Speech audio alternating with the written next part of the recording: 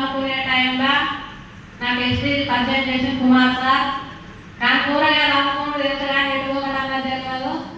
కానీ Rashmika madam, Ravi sir, MA sir, గురువు గారికి నా పాదాభివందనం.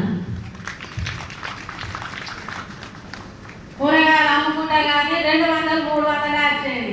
ఆ 200, 300 అక్కడ మన జీవితం ఏమన్నా మారుతుందా?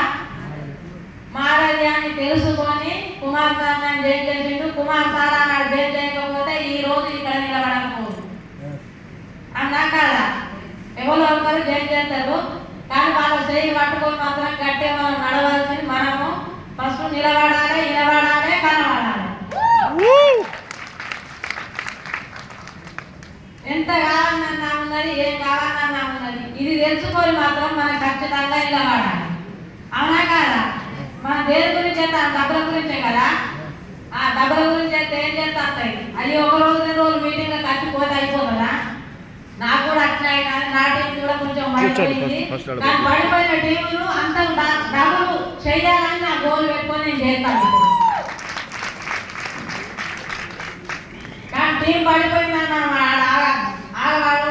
నాకు 2 సార్లు అయిపోయింది. మరి ఫస్ట్ సారి పోయింది, 2వ సారి కూడా పోయింది, 3వ సారి గట్టిగా మనం పట్టుకొని నిలుచుంటే ఎక్కడికి పోయేదంటే మనం గెలవకుండానే పోతుంది.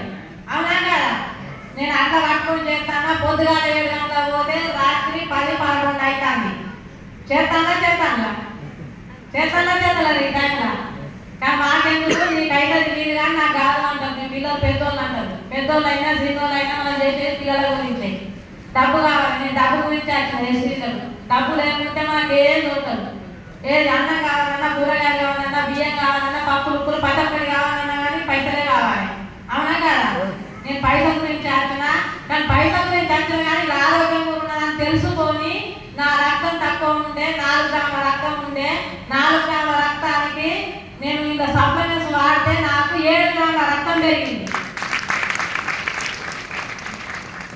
చదువు రాకుండా నేనే తెలుసుకుంటున్నా. మరి చదువుకున్న వాళ్ళు గొప్ప గొప్ప చదువుకున్నారు కదా, మీకు అంతో ఇంతో బాగా తెలుస్తుంది. నాకేమన్నా తెలుస్తుందా? చదువుకున్నారు, గొప్ప గొప్ప చదువుకొని ఏమిటి కానీ. అవునా కదా? జాబులల్లా జాబులు చేసుకోండి. జాబులు దాన్ని చేసుకుంటా ఇది లేకున్నదని తెలుసుకోండి కొంచెం.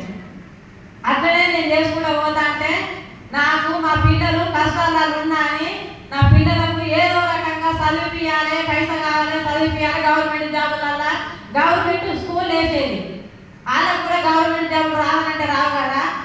అందు గురించి నేను వాళ్ళకి ఏదో రకంగా మన అబ్బాయి సంపాదించిన ఆస్తికి ఆశపడకుండా మన కాళ్ళ మీద మనం నిలబడాలని చెప్పి నేను ఖచ్చితంగా ఇది గట్టిగా పట్టుకుని వేసేది. పట్టుకోవాలా?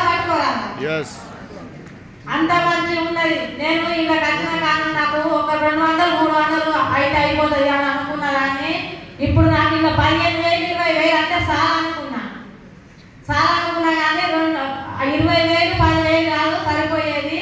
ఇలా ఎంత కావాలన్నా ఉన్నది, ఏ కావాలన్నా ఉన్నది. నేను తీసుకునడానికి నేను గట్టిగా నిలబడాలని ఖచ్చితంగా నిలబడ్డా. ఇంకా నిలబడేది ఉన్నది, నేర్చుకునేది ఉన్నది, తెలుసుకునేది ఉన్నది. నాకు ఇంకేం తెలియదు. ఏంటి అంటే చదువు రాదు కాబట్టి మీటింగ్లకు ఎందుకు పోవాలంటే ఏదో ఒకటి నేను నేర్చుకోవాలి అని ఎవరో ఒకరు అంటారు కదా. అందు గురించి నేను మీటింగ్ తప్పని. నాకేం తెలియదు. ఈ పక్కన శ్రీరాంపురం తెలియదు, మహానాడు తెలియదు. కానీ ఎక్కడో మైసూరు ఉన్నది. ఆ ఎస్టీలు పుణ్యమా అంటూ ఏసీ పోయినా నేను అక్కడ మైసూరు పోవడం జరిగింది. నాకు తెలియకుండా నా పిల్లలను టికెట్ బుక్ చేసిండు. రష్మిక మేడం, రవి సారు, వీళ్ళెంబడి కుమార్ సారు, వీళ్ళెంబడి నేను పోవడం జరిగింది. చదువుకున్న వాళ్ళు ఉన్నారు కదా. నాకు పోవాలా? చదువు నేను ఎక్కడ వదిలిపెట్టి వాళ్ళే నాకు ఎక్కిస్తుంటాను. నేను మర్చిపోతాను, ఎక్కడ మర్చిపోయామని అనుకున్నాను. అవునా కదా? ఇంత గొప్ప అవకాశం ఏడున్నది. అందరు బాగుండాలి, అందులో లోన్ ఉండాలని నేను కోరుకుంటాను. ఇంత పెద్ద కుటుంబం, నా కుటుంబం వాళ్ళు మాత్రం ఒక్కరు కూడా రాలేదు.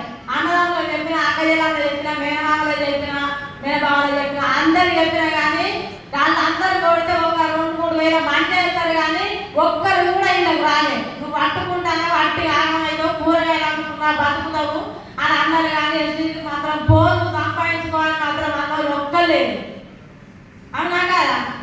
ఇలా డబ్బులు ఉన్నాయి, నేను తెచ్చుకున్నది లేదు, మీటింగ్ వచ్చింది నేను, అవి విన్నది నేను ఎందుకు వదలాలి వాళ్ళ అన్న మాటలన్నీ గట్టిగా పట్టుకొని నిల్చున్నా. ఇంత మంచి అవకాశం ఏడున్నది,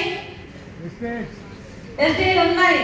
నాకు ఎస్టీలో నేను అప్పుండి కొంచెం అప్పు ఉంటే ఇప్పుడు 1,70,000 అప్పు ఎస్టీ ద్వారా కట్టిన. బండి కిస్తీ కట్టిన, 1,00,000 రూపాయలు అప్పు ఇంతలు ఉండే కట్టిన. ఇంకా చేయాలా చేయకూడదు.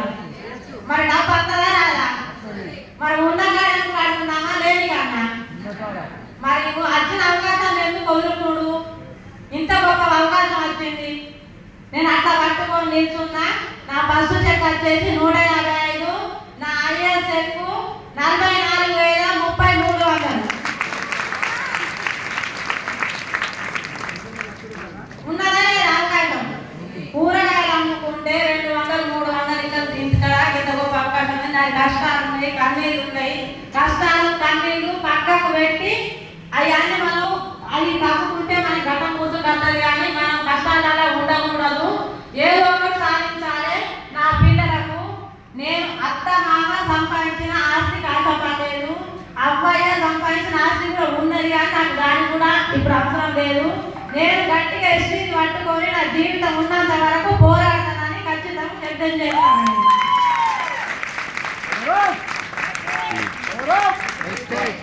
మళ్ళీ డిసెంబర్ వరకు 2 లక్షలు కాదు నా కొడుకు